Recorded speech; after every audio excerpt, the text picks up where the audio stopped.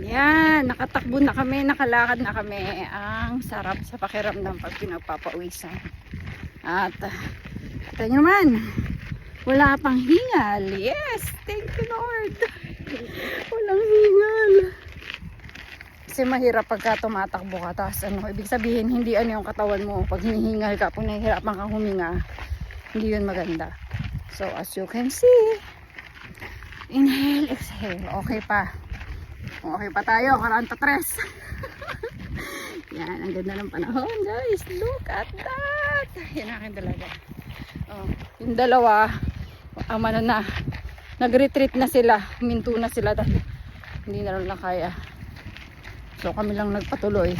Dalawang ikot yan. Na isang ganda Ganda ng langit. Appreciate yung langit na maganda. Yan. So, yun lang guys. Thank you sa inyong panonood.